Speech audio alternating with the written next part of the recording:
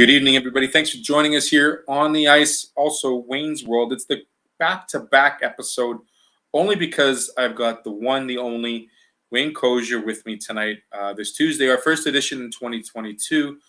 We've got a lot of news to cover, and we've got a lot of things to discuss, not just in junior hockey, but just in terms of what's going on in the prospects world, looking at this upcoming class, but also what Wayne has got currently going and his new role with Trailblazer Hockey Advisors. So we've dedicated this entire show to a Wayne's World special with our friend Wayne Kosior. We're going to talk a little bit what happened over the holiday break, catch up and make sure everything was found under the tree, some New Year's resolutions perhaps, and then we'll talk all things hockey. So without any further delay, please welcome our friend Wayne Kosior to Wayne's World and On the Ice tonight.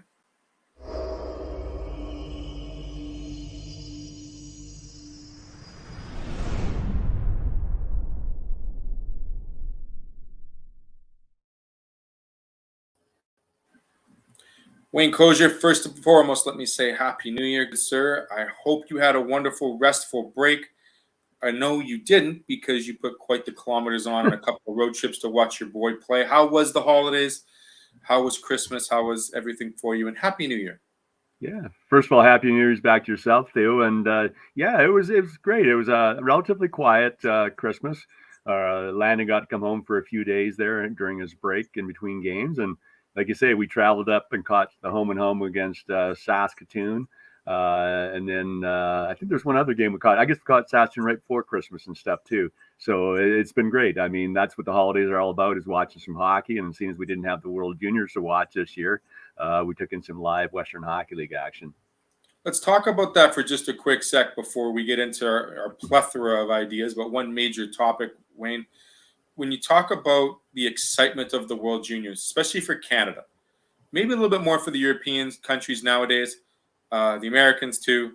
But as soon as we started seeing the rollouts and the numbers increase and the teams getting affected, was the writing on the wall basically saying to us, okay, we have to put a stop to this? Or would there have been a benefit to continue, knowing that tomorrow would be gold medal and bronze medal games?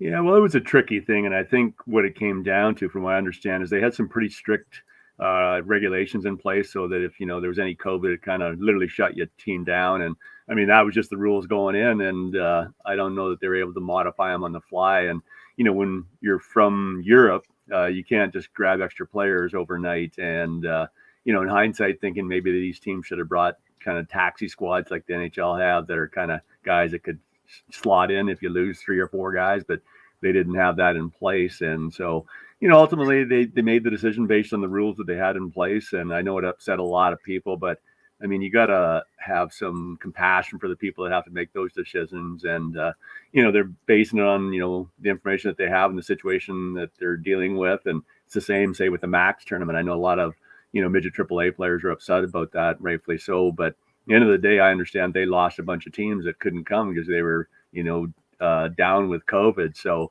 you don't magically come up with 8 teams to replace them last minute when people are traveling internationally and stuff. So, long story short, I guess, is that, these guys are in tough situations and it's tough making everybody happy, but they got to basically play the hand they're dealt, I guess. The hand that they were dealt with was last year, playing in a bubble, having this go through with no fans. Why didn't they have this as a backup plan or even have this whole tournament played the same way, considering the fact that, I hate to be beating down a dead horse here, Wayne, and numbers go up, people get worried, transmission occurs, and the bottom line is here we have a junior tournament that is, set up for success, and unfortunately the almighty dollar plays the ultimate role in it to say, you know what, we're going to try to do this without a bubble. I'm going to try and do this a different way and more realistic, more normal. But it didn't work. Yeah, and I mean, it comes down to the almighty dollar that you mentioned. I mean, if they don't have fans in the stands buying tickets, it doesn't make it economically viable. And I mean, this is a big fundraiser for Hockey Canada and the IIHF, right, to fund all these other tournaments that, trail off from behind the U20 group, and that include the women's and some of the U17s and stuff like that. They all get funding from that IIHF and Hockey Canada as a result of this. And so, a bubble, I think, yeah, it would have worked. I mean, but, things were looking good as they planned leading into this, and it was good. And then all of a sudden, the Omicron kind of surfaced, and we've quickly found out how fast it actually does spread. And, there you go. I mean, so, again, I sympathize with the organizers. It's a tough situation they're in. Could they have played it, or was there other ways if they had had the vision that this was going to happen? Yeah, but I mean, we didn't, and it's easy to second guess guys after we've seen what happened. But again, I hope they were able to reschedule it and still play this and give these kids the opportunity to play in these world championships. We're going to get to that in just a minute, but before we get to more of the men's discussion, the women haven't even played in 2 years, and they haven't been given that opportunity to showcase their talents and their game. The female game that has grown, in terms of getting support here in North America, seeing teams from overseas starting to get stronger with more development and more program involvement with their underage programs. Now we're seeing Ontario Women's Hockey Association stepping up to the plate and saying, let's host this thing. Let's do this accordingly. And the opportunity might be there for there to be a showcase in the summertime. Does it come down to the dollar and the cent, Wayne? Do you think that the women's game just hasn't taken off these 2 years? Or is it because there is a large concern or just not enough sponsorship? I don't know, because I really feel the women's game has been left to the sideline on this matter when it shouldn't. And if you're looking to progress women's hockey and the game globally, males, females should both be playing. Yeah, no, I agree with you for sure. There should be, obviously equal or similar exposure for the women's hockey, but it's like most things in life. Follow the money, whether that be crime or success or why things are happening. It's usually money behind what's happening, and that's probably ultimately what it comes down to. I mean, they don't attract the big dollars, so is Hockey Canada and the IIHF going to go through with all this? To them, I would assume it's an expense. They don't make money off of it. And if they don't have the World Junior men's play, where does that money come from, I guess? My suggestion of things to consider is to go to regions where they typically will let things go. And what comes to mind is, first of all, the USA. And if it's in the USA, you look at a state like Texas or Florida. But obviously Texas is much bigger into the hockey that, they're going to let it go no matter what. But I guess what would you attract for crowds? I don't know how big women's hockey would draw in Texas type thing. But, I'm sure they would be not too much different than if it was held in Canada or in Europe type thing. And it would give these young ladies the opportunity to display their talents and get their opportunity to wear the maple leaf in the case of the Canadians. Well, I can speak, and we can attest both that we know the U18 program that went down to Texas, the men's program, the female U18 AAA program is growing exponentially. Teams in, Tennessee, Colorado, northern states, there is a large group of players, families, and support growing for national development programs in the United States for females as well. So I can only say that according to that, in a direct relationship, that whether you have it in Minnesota or Texas or Florida, there is going to be a lot of people watching the female game.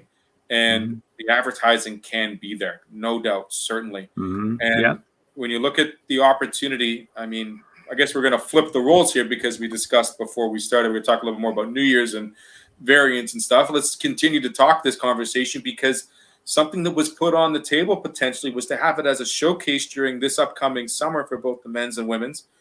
Do you see that being an opportunity for maybe not just a temporary solution, but something to consider during the playoffs and have matinee format games in line with Stanley Cup and conference finals?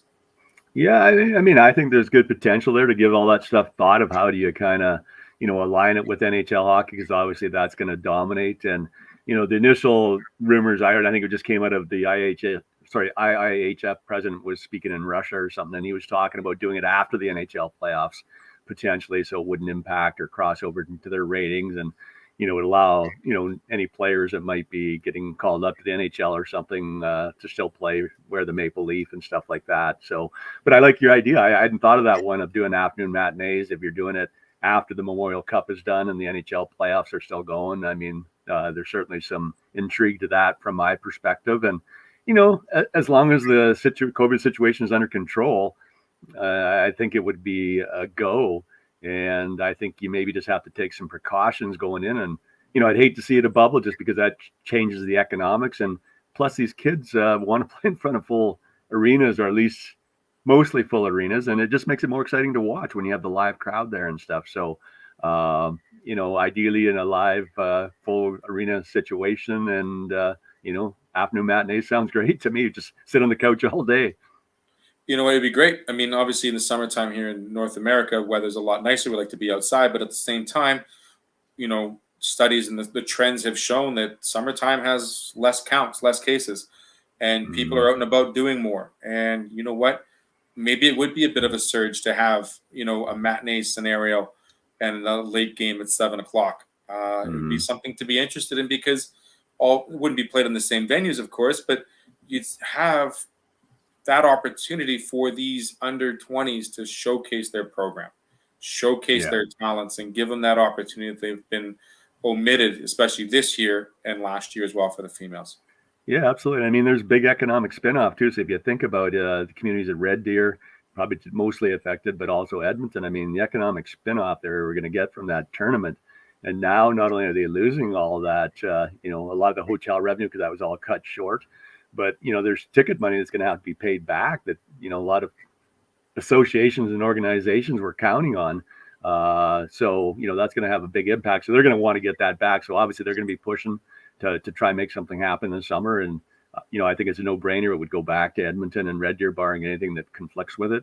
And, I'm excited for that opportunity. It's good that they're talking about it. No, absolutely. And this has to be continued, whether they start the tournament all over fresh again, or they, give Finland their 9 points and they count the games that have been counted as 1-0 forfeits, remains to be seen. But we certainly should see this through and give these players the opportunity, because it would just be another letdown. It'd be another barricade that we couldn't get through this year. Wayne, let's take a quick break. When we come back, let's talk about the quick turnaround, let's say, of junior hockey players coming back from their national opportunities, but then being able to play in, with their teams being back home. Let's talk a little bit about that when we come back after the break here on the ice. Stay with us.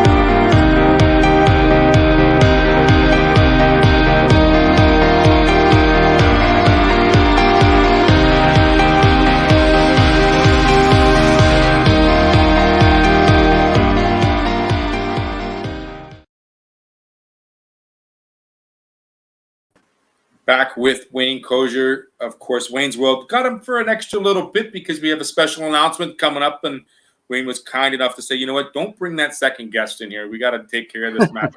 I need all the time. And gladly I'll give it to Wayne because I missed him. I'd like to thank our sponsors. Haven't done that yet. Case Financial, Toby Hockey Group, Dokesville Fuels, and of course the Pilot Mountain Hockey Academy. Wayne, Happy New Year again.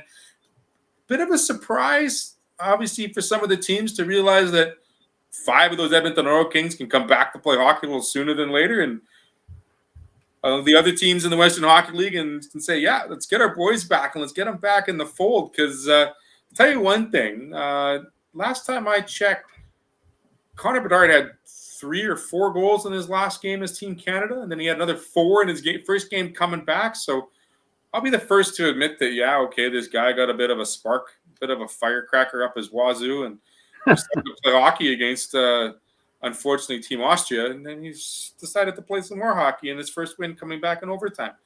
Was it nice to see some of the boys come back, Wayne? Yeah, absolutely. I mean, obviously, and you cite Edmonton in particular. I mean, with them having 5 players gone to the World Juniors, I mean, that leaves a huge void. And so to get them back is obviously huge for their team. For the Regina Pats to have Bedard obviously come back, got 4 goals. He's a big part of their team. So it helped these organizations. But I guess, when they were gone, it was equal for everybody for the most part. I mean, some teams weren't missing players because they didn't have players gone. But, Edmonton comes to mind the most because they had the most players there. And so it hurt them. But again, they're a powerhouse, just like the Winnipeg Ice. I mean, they're a powerhouse, and they just, I think, had the one player. Oh, was it 2 with the? No, Carson Just Lambos was the only just one Lambos from with the ice one. that made the team. So It hurt them a bit, but they're both powerhouses. They're going to be there in the end, as far as I'm concerned. Red Deer's knocking hard on the door. They're doing well, and Saskatoon is kind of a little bit. It's hot and cold, but I still see Winnipeg and Edmonton as the top teams, and so they'll rise to the top, even though they've lost maybe a few points while these guys were away, and Edmonton's hurt a little bit further because there was a couple of guys hit by the COVID thing while they were away and still not back, but. Come April when the playoffs are rolling, I think you're going to hear those teams deep into the playoffs. Absolutely. We don't forget about Kamloops and Everett. They're still in the top 10, just kind of slipping as well. Got to ask you this real quick, Wayne. Any high, I remember watching a couple of the periods. I didn't watch the whole Canada periods because obviously I'm not going to lie, the first 2 games aren't that exciting. But I tried to listen to names that were mentioned a lot more and some names that were barely mentioned. And one name that was barely mentioned for Team Canada was Shane Wright. And I really struggled to hear his name. And I did see him on some lines, but just his involvement just wasn't there. It just didn't seem like he was intrigued or motivated to get in there. Whereas, Connor was playing second, third, or 12th or 13th forward. He gets into the Austria game. He starts potting the net. Shane just didn't seem to get his mojo going unless he was going to be waiting for the later games. Was there any other player that you really kind of noticed that took this first 2 games as an opportunity to step up and show their game at an international level? God, nobody really jumps to mind. I mean, Bedard obviously being the double underage really jumped out type thing, and he was given every opportunity to succeed. And certainly, Canada gave those guys that typically would be depth guys a little bit more ice time in that game, and including some of the D men. You look at their D core, it was unbelievable that guys were like Lambos that weren't getting much ice time, and the guy's an absolute stud. So it's tough, but. I don't think any one person for me really jumped out that I can say. I mean, it's a pretty balanced team, and you soon quickly realize when you have a team of, say almost 20 players that are that amazing talent, it's kind of hard to stand out. And I guess that's what's incredible about Bedard being a young guy and actually standing out. But, it's tough. And the other thing that I recognize, I mean, I watched Edmonton the game live the other night in Prince Albert, and so they were missing Dooley and the one European that are still away. But you see a guy like Jake Neighbors and Dylan Gunther, and I mean, they're playing on the world stage just a week before, and they're good players, but they don't jump out at you when you're watching them play in the WHL, right? And so it just goes to show the quality of those leagues that, it's a fine line between those guys at that super elite level to the other guys that are, elite and close to elite, right? It's a very, very good league. And so again, I'd like to say that because for some of these players that don't get the call, and one guy that jumps out at me is like an Aussie Weisblatt that has been there and has been good.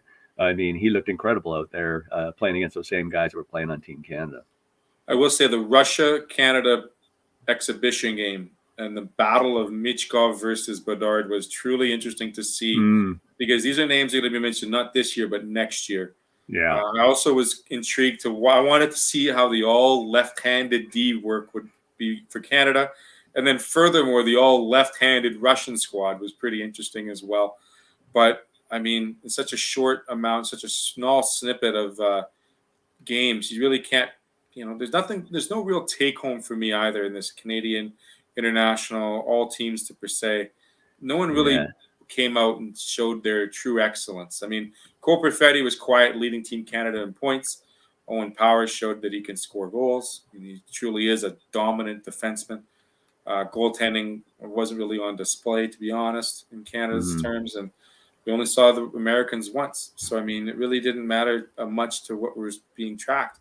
You did mention about how players in the Western Hockey League specifically don't really show off and don't set themselves above and beyond. Like they kind of blend in with the rest of the talent.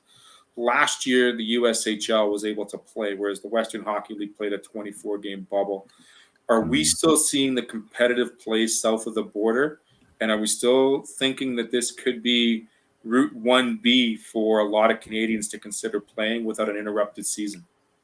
Well, I mean, if we go through any kind of another delay or pause, and I mean, essentially we are, because there's games getting postponed, and Ontario, they've kind of implemented some issues there where their junior A league is going to shut down for about 3 weeks, and the Maritime League, I think, is pausing for about 2 weeks, and so there is some delays, and I think I'm starting to hear more and more from players, both as a scout, and then now as I'm into my new business here that we're in, that I'm getting a lot of phone calls and inquiries about the U.S. side of it, because that's kind of an area of specialty, obviously, for myself.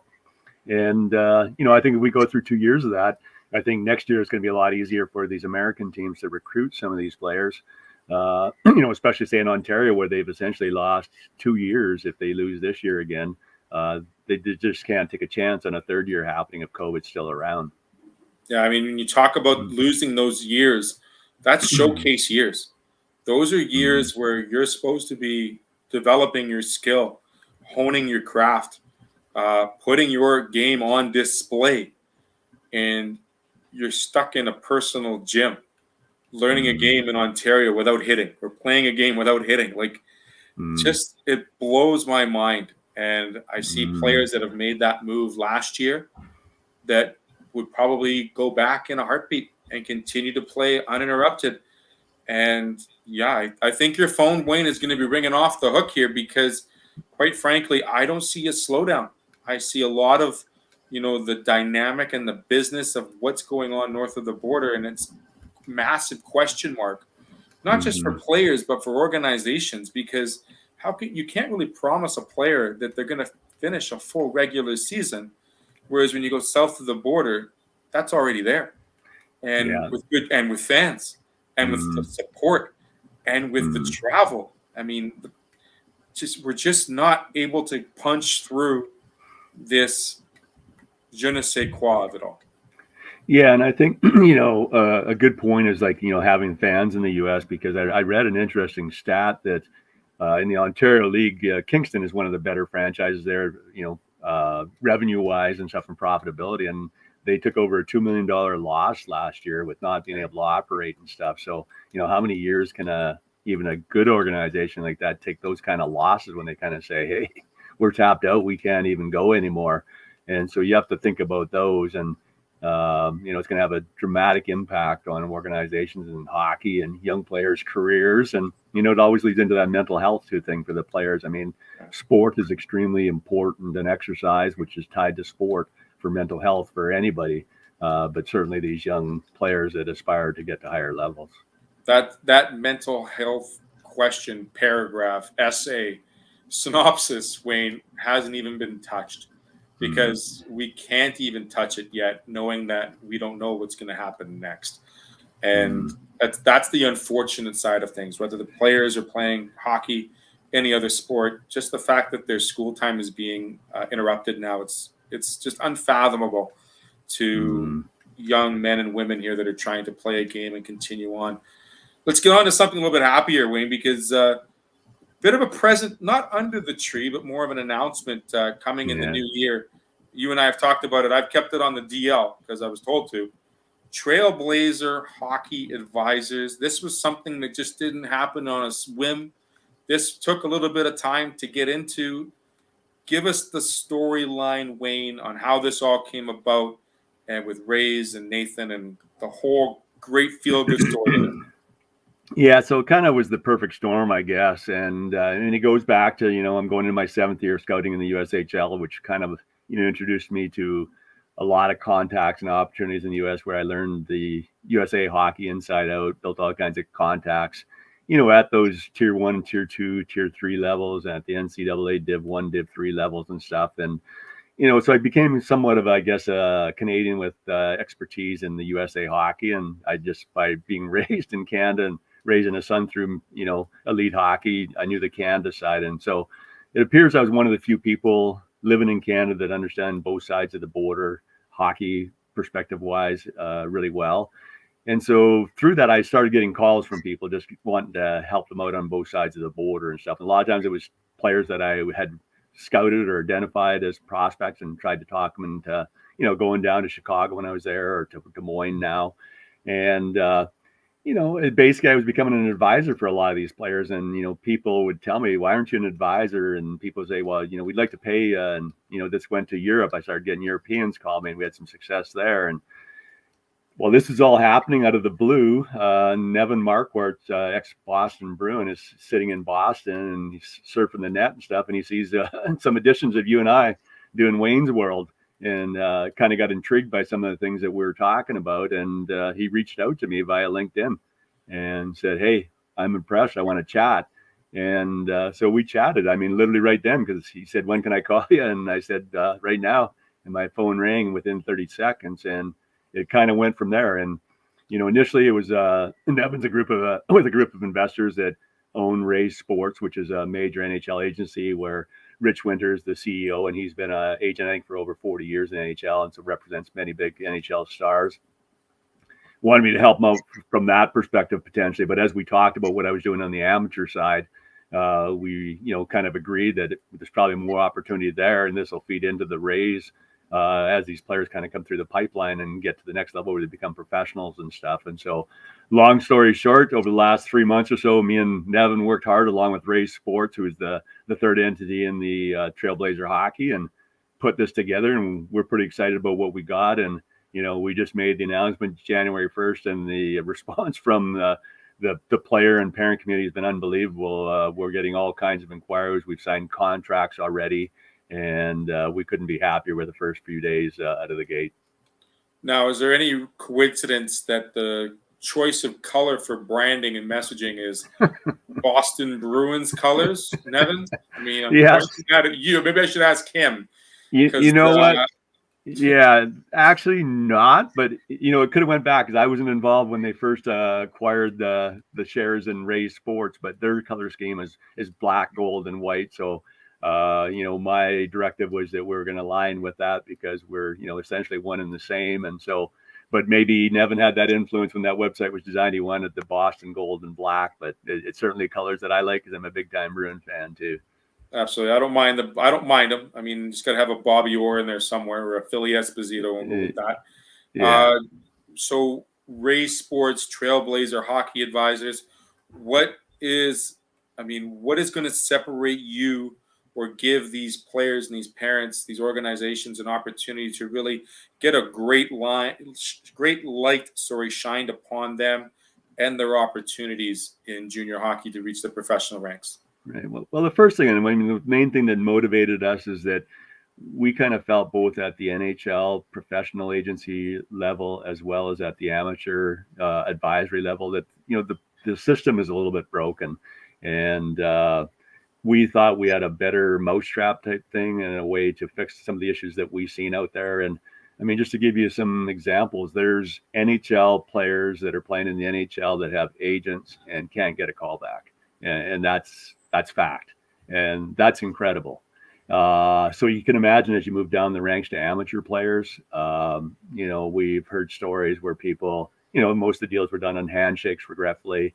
And, you hand over your $2,000, $3,000, $4,000, and, you really didn't see the guy after that. And they might say, oh yeah, I talked to so-and-so about you, blah, blah, blah, blah. And so, we've kind of taken a real business analytical approach. I mean, Nevin's highly educated, ran many, many companies and stuff. And of course, with Raise, very professional. So, we're going to do lots of analytical stuff on the players and the families, what their plan is and stuff, and use a methodology to map out pathways for them so that, we have a plan. It's not going to be random. We're going to do regular check-ins on the players to manage where they're going and help them achieve those goals, both hockey and academically. And that's the key point, academically.